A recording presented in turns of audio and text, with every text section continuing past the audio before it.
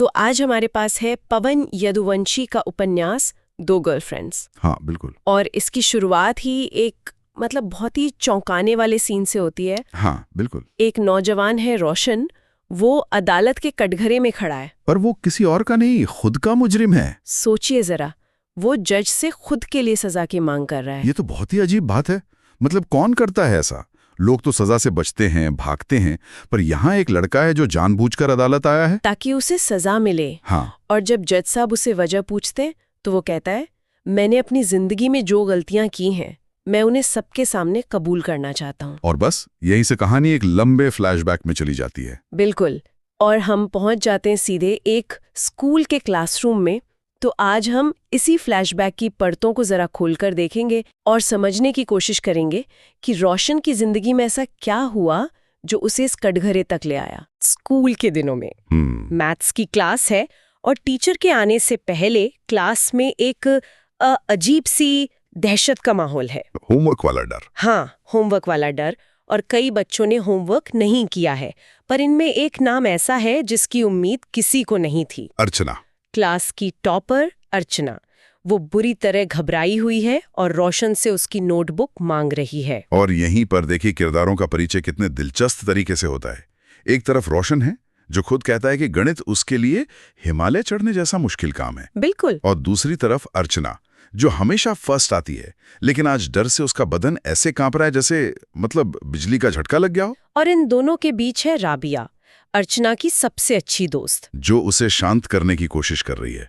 ये तीनों किरदार ही कहानी की धुरी हैं एक तरह से। तो रोशन पहले तो मना करता है। उसे पता है कि उसने खुद भी सवाल गलत किए होंगे, पर अर्चना लगभग जबरदस्ती उसकी नोटबुक छीन लेती है। और मजे की बात क्या है? यही कि रोशन ने 5 में से सिर्फ 2 ही सवाल सही किए थे। तो जब टीचर अर्चना की कॉपी चेक करते हैं तो वो भड़क जाते हैं। टॉपर की कॉपी में ऐसी गलतियां पकड़ी गई। हाँ, अर्चना की चोरी पकड़ी जाती है और उसे सजा मिलती है। लेकिन कहानी में ट्विस्ट तो तब आता है जब रोशन की बारी आती है। उसके पास तो नोटबुक ही नहीं है ही नहीं। वो बहाना बनाता है कि घर भूल आया और टीचर उसकी छड़ी से पिटाई कर देते हैं। अब सोचिए अर्चना पर क्या गुजर रही होगी। उसकी वजह से उसका दोस्त पिट रहा है। उसे ये बात इतनी चुभ जाती है, इतनी ज्यादा, कि वो अपने बैग से ब्लेड निकालकर अपनी कलाई काट लेती है। क्लास में खून ही खून। हाँ। मुझे ये बात सबसे ज्यादा चौंकाती है। होमवर्क जैसी मामूली बात खुदकुशी की कोशिश तक कैसे पहुंच सकती है? ये अर्चना के किरदार के बारे में क्या बताता है? ये तो बहुत ही एक्सट्रीम रिएक्शन है। देखिए, ये सिर्फ होमवर्क की बात नहीं है, ये उसके परफेक्शनिस्ट होगी के दबाव की कहानी है। जो इंसान हमेशा अव्वल आता है उसके लिए एक छोटी सी गलती भी बहुत बड़ी हार होती है। बहुत बड़ी हार होती है। उसकी नज़र में सिर्फ उसकी चोरी नहीं पकड़ी गई, बल्कि उसकी वो जो परफेक्ट इमेज थी वो टूट गई। और जब उसने रोशन को अपनी वजह से पिटते देखा तो वो अपराध बोध, वो गिल्ट उसे ये बर्दाश्त नहीं हुआ। और आपने जो कहा ना कि ये एक्सट्रीम है, उपन्यास का एक हिस्सा इस पर और रोशनी डालता है।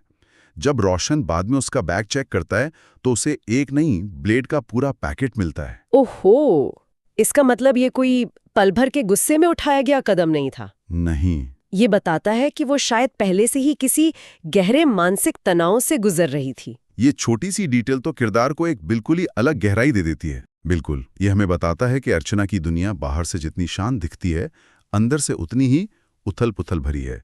और ये घटना रोशन, अर्चना और राबिया के रिश्ते की पहली और शायद सबसे मजबूत गांठ बांध देती है। कहानी का एक सिरा अगर स्कूल में है तो दूसरा सिरा है रोशन के घर पर, जो बिल्कुल एक अलग ही दुनिया है। हाँ, एकदम अलग। उसके पिता एक गरीब किसान है और बेहद सख्त। वो रोशन के भावनाओं या सपनों की कोई कद्र नहीं करते। उनका एक ही डायलॉग है, कभी बनने की कोशिश मत कर, तू एक किसान का बेटा है, किसान बन। घर का माहौल बहुत तनावपूर्ण और हिंसक भी है। उपन्यास में जिक्र है कि माँ और बाबू के बीच झगड़े के बिना कोई बात शुरू ही नहीं होती थी। पिता माँ पर हाथ भी उठाते हैं। ऐसे में रोशन के लिए उसकी माँ ही उसकी हिम्मत है, उसका सहारा है। वो उसे हर कदम पर प्रोत्साहित करती है। ये दिखाता है कि रोशन का व्यक्तित्व दो बिल्कुल विपरीत ढंगों के बीच बन रहा है। एक तरफ पिता का दमन, दूसरी तरफ माँ का प्यार। और इसी दमन और प्यार के बीच से उसकी रचनात्मकता बाहर निकलती है।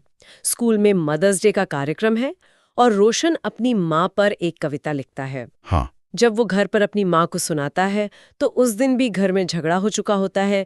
पिता ने माँ को थप्पड़ मारा होता है, लेकिन फिर भी वो अपने आंसू पोंछ कर कहती हैं, सुनाओ तुम्हारी कविता, मैं सुनूंगी। ये सीन बहुत भावुक है।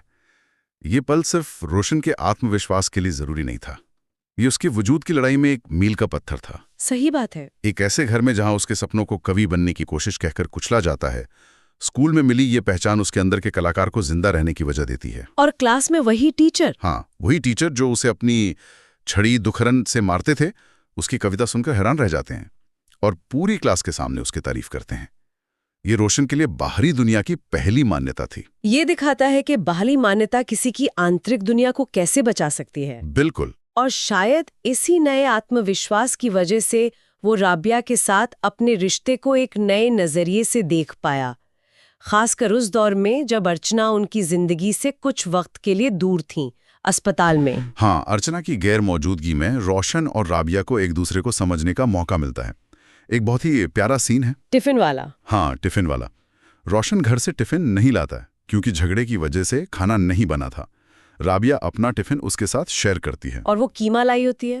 हाँ, वो कीमा लाई है। रोशन, जो शायद कीमा और सब्जी का फर्क नहीं जानता, उसे खा लेता है और तारीफ भी करता है। ये बहुत छोटा सा पल है, लेकिन इसमें बहुत कुछ छिपा है। उनके अलग अलग धर्म, उनकी परवरिश, सब कुछ एक पल के लिए मतलब धुंधला हो जाता है। बिल्कुल, उस वक्त उनके लिए ये बातें कोई मायने नहीं रखती। कोई मायने नहीं रखती। ये उनके रिश्ते की मासूमियत को दिखाता है। उस पल में ना कोई हिंदू है, ना कोई मुसलमान, सिर्फ दो दोस्त हैं जो एक दूसरे की परवाह करते हैं। लेकिन साथ ही लेखक हमें उनके बीच की आर्थिक खाई भी दिखाते हैं। जब वो अर्चना से मिलने उसके घर जाते हैं तो रोशन पहली बार एक बड़ा सा पक्का मकान, बाहर खड़ी कार देखता है और फिर उसे अपनी मिट्टी की झोपड़ी याद आती है। तो ये सामाजिक और आर्थिक दीवारें अभी से खड़ी होनी शुरू हो गई हैं। कहानी फिर 4 साल आगे बढ़ जाती है। अब वो बच्चे नहीं रहे। नहीं, रोशन और राबिया का रिश्ता दोस्ती से बहुत आगे निकल चुका है। वो स्कूल बंक करके गंगा किनारे घूमने जाते हैं और वहां राबिया उससे सीधे सीधे पूछती है, तो यू लव मी? हाँ। और रोशन के जवाब के साथ ही कहानी का जो केंद्रीय संघर्ष है वो सामने आ जाता है। वो प्यार तो करता है, लेकिन जैसे ही राबिया निकाह की बात करती है, वो मजहब की दीवार खड़ी कर देता है। पॉसिबल नहीं है राबिया, तुम कहाँ मुस्लिम और मैं कहाँ हिंदू। यहाँ रोशन का किरदार असल में फंस गया है। एक तरफ दिल है, दूसरी तरफ दुनिया का डर। और फिर वो एक ऐसा वादा करता है जो सुनने में ही बहुत अजीब है। बहुत अजीब। वो गंगा जल हाथ में लेकर कहता है, शादी तुमसे करूंगा, लेकिन अगर मेरे पेरेंट्स किसी और से शादी करवाना चाहेंगे तो मैं उससे भी करूंगा। मतलब 2 शादियां। ये क्या तर्क हुआ? ये कोई तर्क नहीं है, ये उसकी बेचारगी और दुविधा का प्रतीक है। ये एक बच्चे का अपने मन को बहलाने का तरीका है कि वो किसी को खोएगा नहीं। वो राबिया को भी रखना चाहता है और अपने परिवार को भी नाराज नहीं करना चाहता। बिल्कुल, उसे लगता है कि उसने बीच का कोई रास्ता निकाल लिया है, पर असल में वो अपने और उन दोनों लड़कियों के लिए एक बहुत बड़े तूफान की नींव रख रहा है। उपन्यास का टाइटल 2 गर्लफ्रेंड्स यहीं से सार्थक होना शुरू होता है। और कहानी में देखिए क्या कमाल का इत्तेफाक होता है।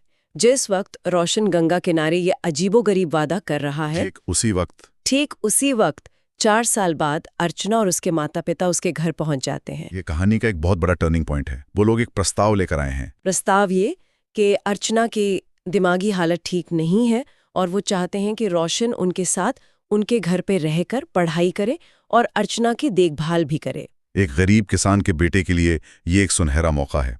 अच्छी पढ़ाई, अच्छा रहना सहना, एक बेहतर भविष्य का टिकट। तो यहाँ रोशन के सामने एक धर्म संकट खड़ा हो जाता है।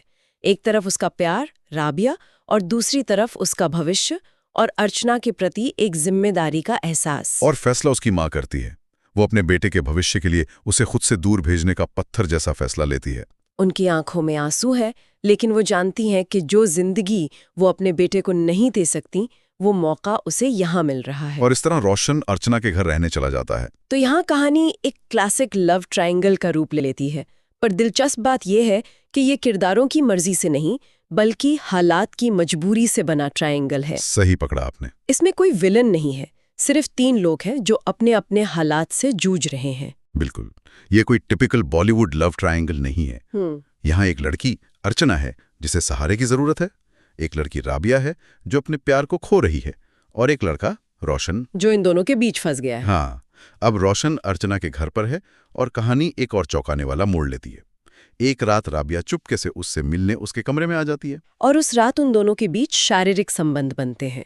उपन्यास के अंश बताते हैं कि रोशन बहुत डरा हुआ है, उसे पकड़े जाने का डर है। लेकिन राबिया बिल्कुल निडर है। हाँ। वो कहती है, मैं तुमसे प्यार करती हूँ। हाँ। ये सीन उनके किरदारों के फर्क को साफ दिखाता है। हाँ, रोशन हमेशा से डरता आया है, अपने पिता से, समाज से, और अब पकड़े जाने से, जबकि राबिया अपने प्यार के लिए कोई भी खतरा उठाने को तैयार है। लेकिन असली ड्रामा अगली सुबह कार में होता है। हाँ, वो सीन। अर्चना कार चला रही है, रोशन और राबिया पीछे बैठे हैं, और बातों ही बातों में अर्चना कुछ ऐसा कहती है जिससे सन्नाटा छा जाता है। वो राबिया से पूछती है, तुम रात में कमरे से कहाँ गायब हो गई थी? और राबिया बहाना बनाती है कि वो बाथरूम में पानी पीने गई थी और उसके हाथ से गिलास गिर गया था। इस पर अर्चना का जवाब देखिए। वो बड़े शांत भाव से कहती है, गिलास बाथरूम में नहीं, किचन रूम में रहता है। बस ये एक लाइन ही काफी है माहौल में तनाव भरने के लिए। बिल्कुल। और ये सिर्फ तनाव नहीं है, ये एक पावर प्ले है। हाँ, पावर प्ले। अर्चना अब वो डरी सहमी होमवर्क के लिए रोने वाली लड़की नहीं है। नहीं रही अब वो अपने घर में अपनी शर्तों पर खेल रही है। वो बिना चिल्लाए, बिना कोई आरोप लगाए रोशन और राबिया दोनों को ये साफ साफ बता रही है कि मुझे सब पता है और इस घर में कंट्रोल मेरे हाथ में है। ये तो अर्चना का एक बिल्कुल ही नया रूप है। वो अब पीड़ित नहीं है, वो सिचुएशन को चला रही है। यहाँ पर उसका किरदार बहुत ज्यादा जटिल हो जाता है। हाँ, और कहानी इसके बाद 2 साल और आगे बढ़ जाती है। इन 2 सालों में बहुत कुछ बदल गया है। रोशन अब अर्चना के घर का एक सदस्य बन चुका है। वो सिर्फ वहाँ रहता नहीं, बल्कि घर के कामों में हाथ बटाता है, सब्जी काटता है, खाना बनाता है। एक सीन है जहां रोशन प्याज काट रहा है और उसकी आंखों से आंसू आ रहे हैं। हाँ। अर्चना दौड़कर आती है, अपने दुपट्टे से उसकी आंखें पोंछती है, उसके चेहरे पर फूंक मारती है। ये उनके रिश्ते की एक नई परत दिखाता है। ये कैसा रिश्ता है? इसमें दोस्ती है, परवाह है, एक घरेलू अपनापन है। ये निर्भरता का रिश्ता है। अर्चना भावनात्मक रूप से रोशन पर निर्भर है और रोशन अपने भविष्य के लिए अर्चना के परिवार पर। वो एक दूसरे की आदत बन चुके हैं। उनके बीच एक ऐसा सहज रिश्ता बन गया है जो प्यार नहीं है, लेकिन प्यार से कम भी नहीं लगता। बिल्कुल, ये एक बहुत ही ग्रे एरिया है। तो कहानियां में एक ऐसे मोड़ पर छोड़ देती है जहां रोशन अर्चना के साथ एक लगभग पति पत्नी जैसा घरेलू जीवन जी रहा है। हाँ। जबकि उसका प्यार राबिया है, जिससे उसका रिश्ता अब छोरी छिपे का हो गया है। ये तो एक बहुत ही उलझी हुई स्थिति है। और यही उलझन हमें वापस कहानी की शुरुआत में ले जाती है, अदालत का वो कटघरा। हाँ, वापस वहीं। अब सवाल ये उठता है कि रोशन की नज़र में उसकी गलतियां क्या हैं? क्या राबिया से वो बचकाना वादा करना एक गलती थी? या अर्चना के घर में रहते हुए उसके साथ एक नया रिश्ता बना लेना? या फिर इन 2 सालों में कुछ ऐसा हुआ जिसका जिक्र इन अंशों में नहीं है और उसी का बोझ उसे अदालत तक खींच लाया? असल सवाल ये नहीं है कि उसने क्या किया। हाँ, बल्कि ये है कि रोशन खुद अपने किस काम को सबसे बड़ा गुनाह मानता है, जिसकी सजा पाने वो खुद आया है। ये सवाल इस कहानी को एक साधारण प्रेम कहानी से कहीं ज्यादा गहरा बना देता है।